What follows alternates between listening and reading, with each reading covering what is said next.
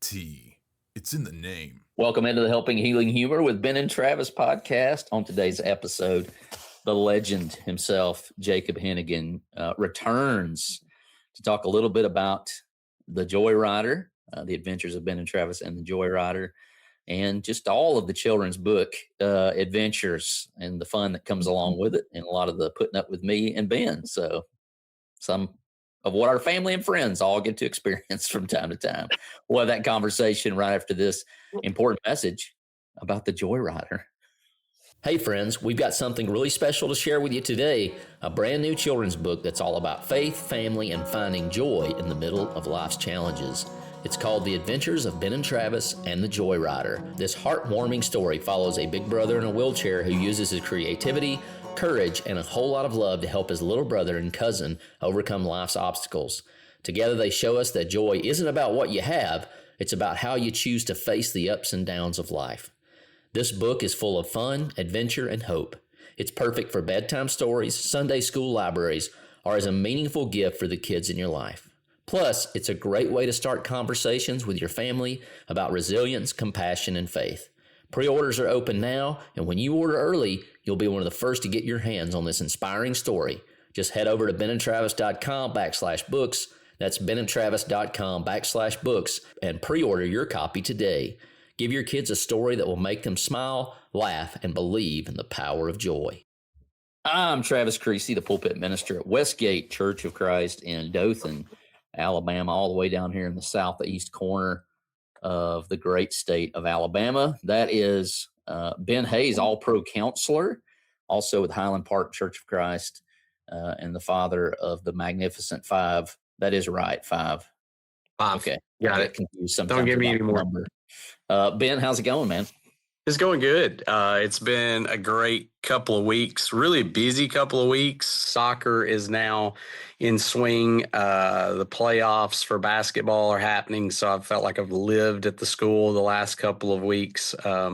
But everything's going pretty good. So just thankful to be here. Thankful to have the Jacob Hennigan with us as well.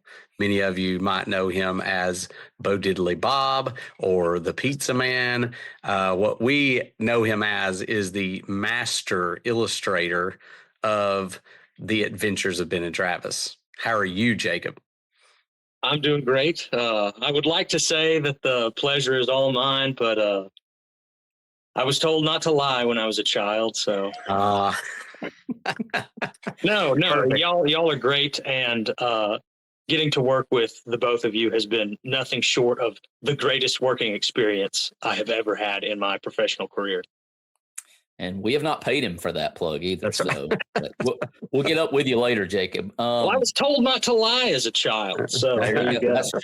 That's true. So just to start, where can we find more of your art, Jacob? Go ahead and give us that plug right out the gate.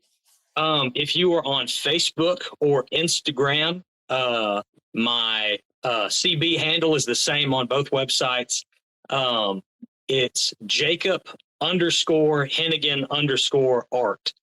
So JACOB_HENNIGAN_ART. And it's whether phenomenal. you buy his art or not, the art that he puts on those pages is entertaining, especially the ones where you show how you've drawn it. You did it with the WorryCoaster as well. I love the time lapse drawings, but man, those commissions that you've done recently, the Daredevil, that was incredible. Awesome. It's really awesome. Oh, well, thank you. Yeah, I love to look through your stuff on there, and it's really awesome to see what all you've done. You were a graduate of course, here at Mars Hill many moons ago, and then you went to Savannah College of Art and Design, SCAD, and sounded like you had a really awesome experience while you were there, and of course, just fine-tuned all of your talents that you'd been taking care of since, I think you said before, like before you could walk, you were drawing and doing stuff like that. Yeah. Well, I mean, all kids draw. People always ask, like, oh, when did you start drawing? You know, all kids love creating and making art. The only difference between me and anybody else is that I stuck with it and put in more practice. Yeah. Yeah. Well, the kind of off subject a little, but not really. We were put here by a creator, and I think we're all endowed with that part of him. We all create something in some way. You just happen to create stuff that's phenomenal with your art, your drawing, coloring, painting, whatever it is that you do. I've not really seen anything that I've thought, this guy should stop that. So it's good stuff.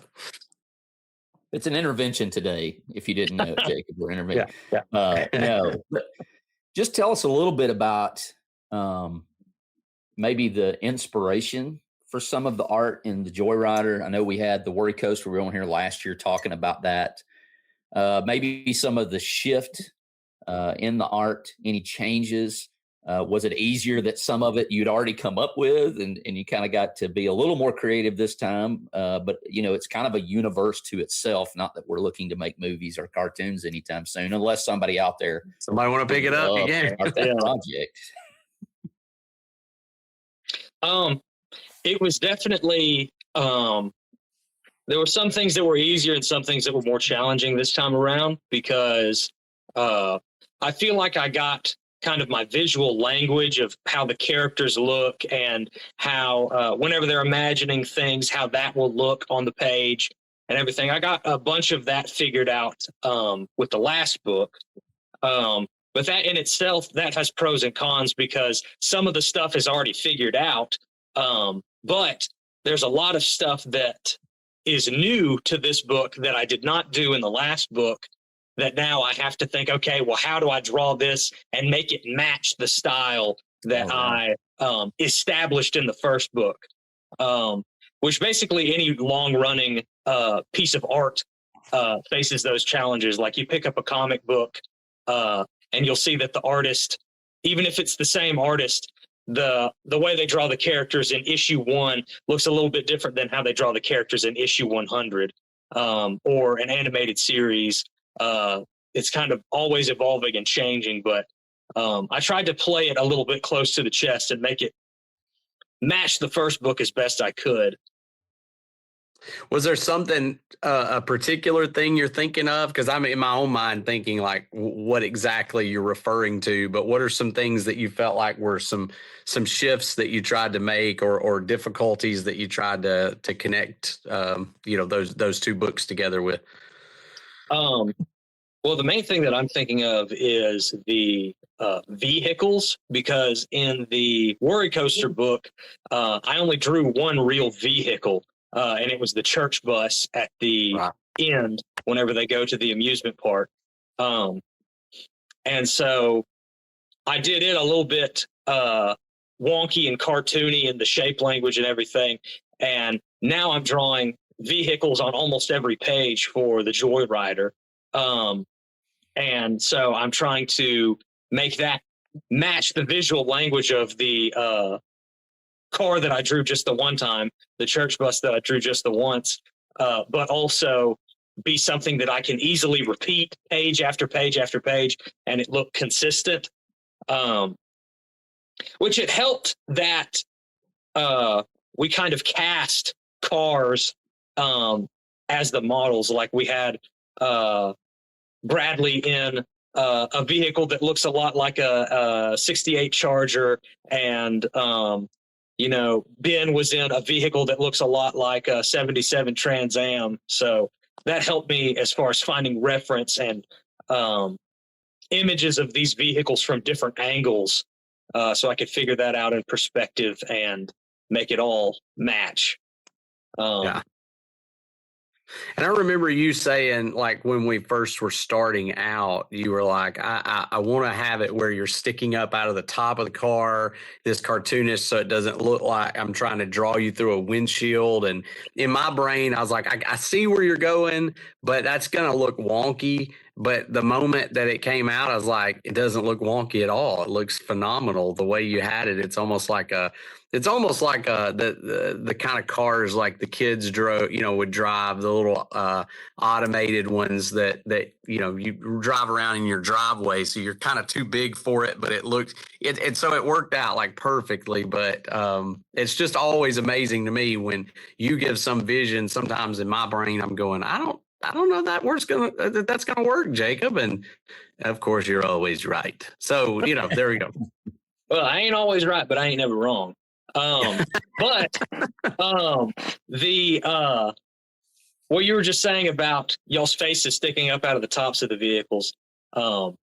Absolutely. I wanted to give y'all as much quote unquote screen time as possible.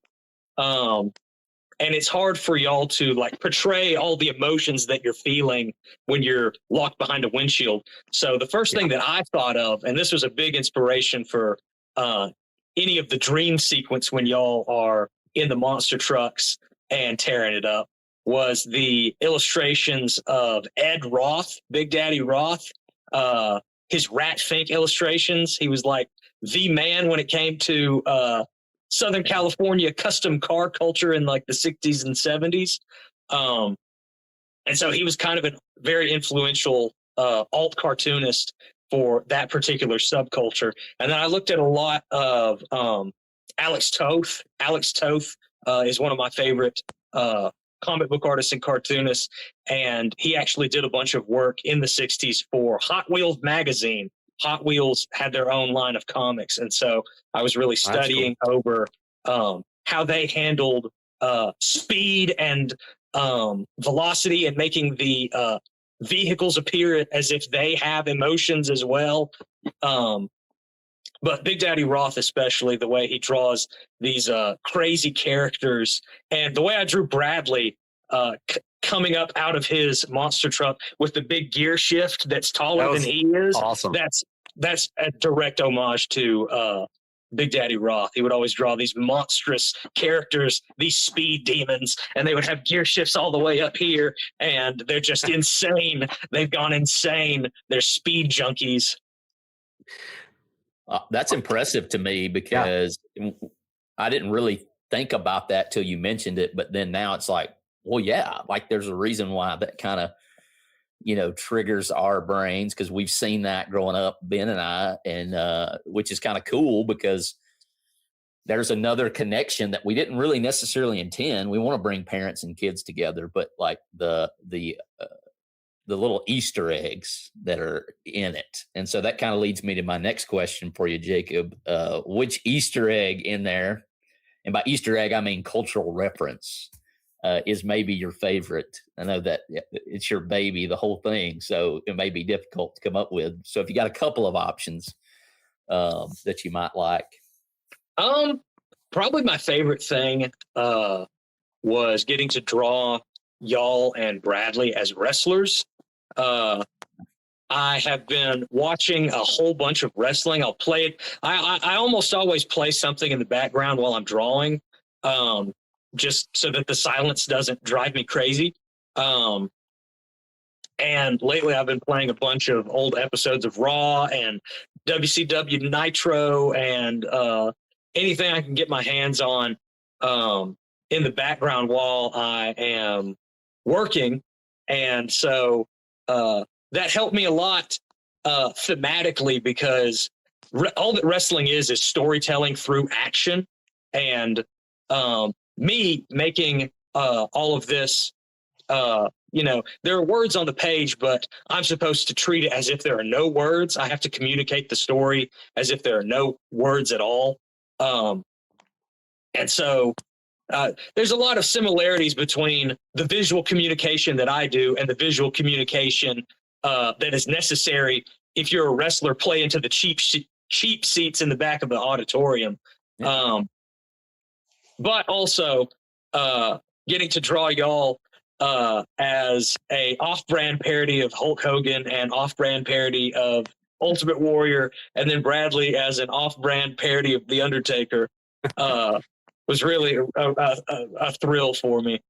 Travis has always dreamed of being the ultimate warrior. So, he's getting to live out the dream in cartoon form. I think my favorite throwback or little Easter egg was probably the A-Team. Like I was down with that. And then also it was a toss up between it and the X-Men. Because just take them all, Ben. Just take them all. I was sorry, I didn't let you have one, did I? Just kidding. I think my favorite part about the X-Men thing is that we did play. How many times did we play that? And Bradley was Xavier. Like he's got the built-in wheelchair. So we're like, all right, you're Xavier. You got to tell us what we got to do. 100%. So that was always fun. I love that we maintain our cowlicks the whole way through. Bradley's got the mohawk, but he's still got the cowlick in the back. I love that. I would say my favorite Easter egg, and it's actually back to the WorryCoaster, is if you look real close in the book, Ben's hood design on his car is the WorryCoaster. Yes, yes. I love that. Love that. I love the stickers. I was actually kind of sad that we weren't able, or I wasn't able to show Ben's vehicle more closely so that I could really showcase the fact that it's halfway between the WorryCoaster and the Trans Am logo.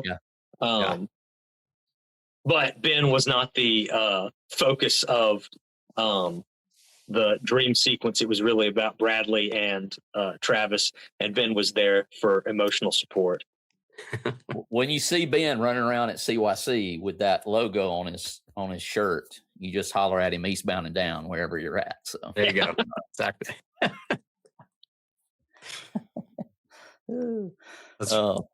No, but I love the hood. I love the hood. Love all the 80s references, all the comic book references. And Ben is dead on. Like, we'll always have a great admonition for you, Jacob, for making our dreams come true, regardless of how well the book sells. We get to be cartoons. And, of course, they're flying off the shelf like crazy. I don't know if we have them on a shelf. I guess I have mine on a shelf over here.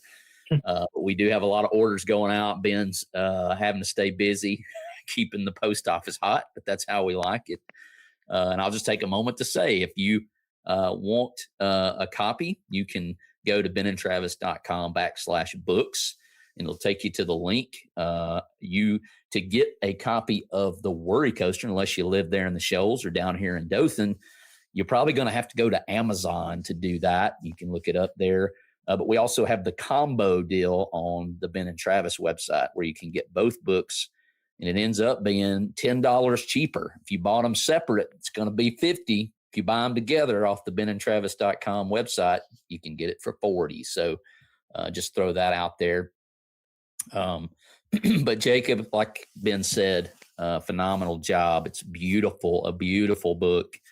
Is there a page in it that you just, it's the page that if somebody was like, hey, send me your artwork from this, you got to pick one page from this book, The Joyrider, and you're going to try to impress somebody to hire you on a much bigger, more grandiose project to where you're going to make a lot more money than you're making with us. Which one you sending?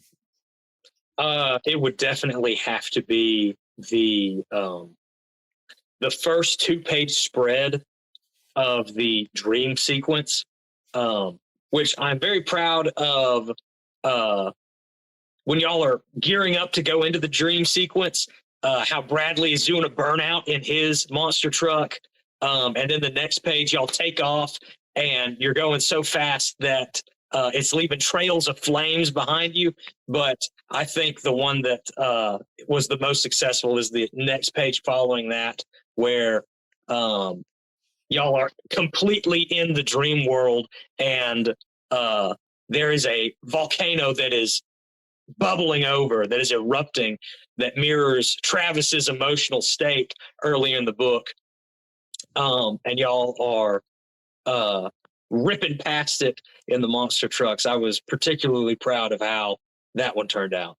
Boogity boogity. Yeah. That old Ray Stevens Another- reference. But that's how I took it, anyways. Or what's his name? Waldrop, Daryl Waldrop. Isn't he the one that used to say, "Boogity, boogity, boogity, boys, let's go racing"?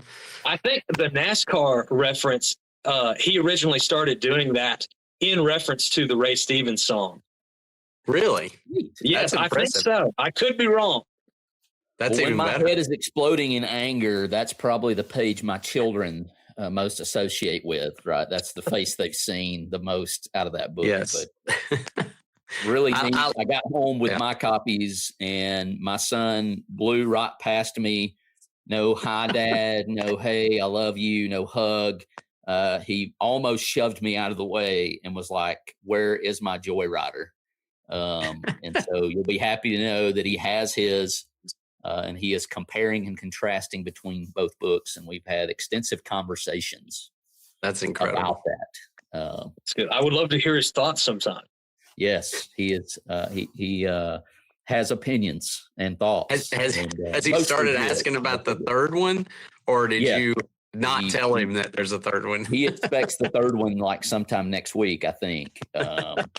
He gets through one, and it's like, "Where? Come on, what's going on?" And I'm like, "It takes time, son. It takes time."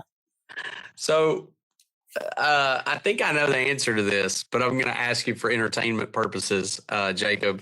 What was your least favorite part of drawing this this book?